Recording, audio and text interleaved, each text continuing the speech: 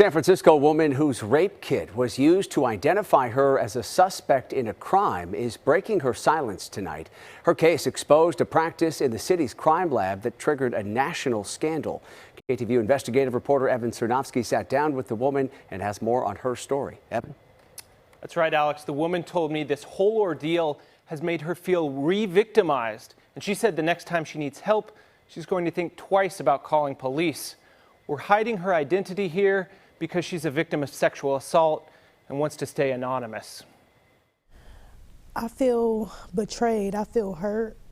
6 years ago, this woman submitted to a forensic exam after she was sexually assaulted. But investigators turned around and used her DNA from that rape kit to identify her as a suspect in a recent unrelated property crime. I gave my DNA and it was supposed to help the case and, you know, lock that person up. And I went to the police for trust. Like, I trusted them. The case has sparked national outrage from sexual assault survivor advocates who say such a practice could have a chilling effect on victims coming forward. You put a lot of trust in the people in the system to make yourself vulnerable like that. Do you feel like they lived up to their end of their bargain? Absolutely not. Absolutely not. The opposite. They betrayed my trust even more, and it just made me relive the whole situation. District Attorney Chesa Boudin brought the situation to light last month after receiving the woman's criminal case. He since dropped the charges against her. This is Big Brother incarnate. Civil rights attorney Adante Pointer is representing the woman and filed a legal claim against the city on Thursday. I don't see how SFPD recovers from this unless they take not only serious steps to safeguard the information, but to destroy whatever is in that database. The city attorney's office issued this statement, quote, "The city is committed to supporting and protecting victims of crime. We will assess the claim and respond appropriately." You may be asking, how is it that a rape survivor's DNA could ever be used to identify her as a suspect in a crime? Well, it happened through a number of decisions at San Francisco's crime lab that no one thought to second guess, but had major consequences. Here's how it happened.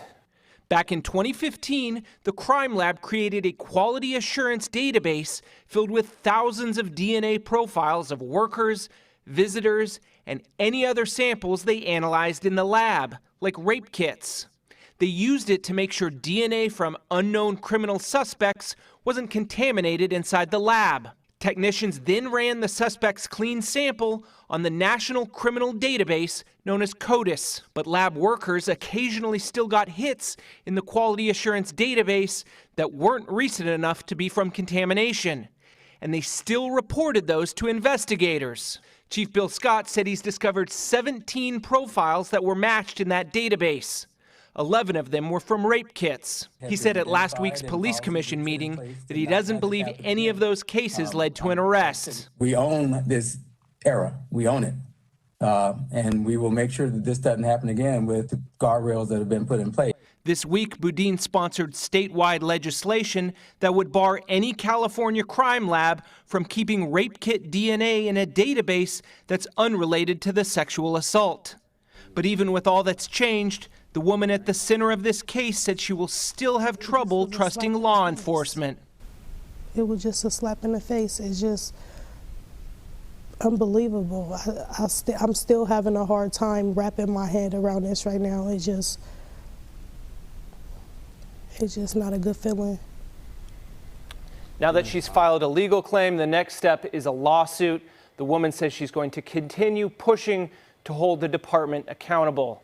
Reporting live in the studio, Evan Sernofsky, KTVU, Fox 2 News. Yeah, an incredible story. Evan, when the woman was first arrested for that property crime, was she wondering? I imagine she was trying to figure out how she had been linked to this crime. Yeah, Alex, she didn't learn about this whole ordeal until the DA's office told her how the police department had actually linked her. And when they dropped the charges is when the first time she learned about how it all happened. And I can imagine how upset she was at that point. All right, Evan Sernofsky reporting for us. Thank you, Evan.